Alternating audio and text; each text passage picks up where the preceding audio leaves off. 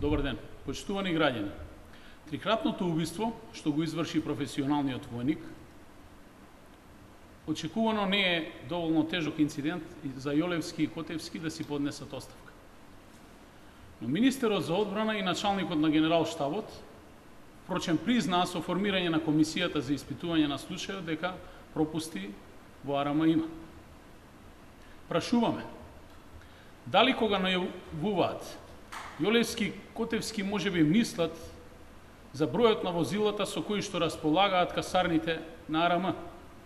Според информациите од војската, поради недостиг на средства за гориво, намален е бројот на патролите со кои што се патролира и врши контрола на истурените стражарски места. Дали своеволното напуштање на стражарското место од страна на војникот било уредно пријавено и не се реагирало на време?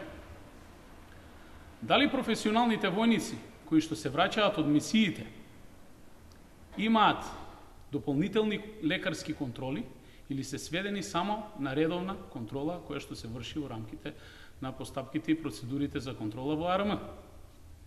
Дали е точно дека дел од професионалните војници немаат конкретни работни задолженија, туку работат се што ќе им се нареди, од лупење на компири па до давање на стража? И ова ли е професионален стандард?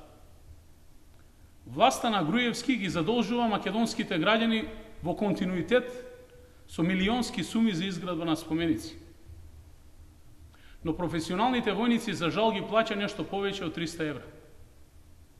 Според последните информации, повеќе од 2 месеци на нашите војници им се доцни со исплата на закупнината. Овие бројни примери упатуваат дека АРМ е деградирана и тоа директно од власта. Тројното убиство, што го завизлетува во црно, е голем црвен аларм во каква состојба ни се безбедносните служби, особено што овој инцидент е втор ваков инцидент за непол месец.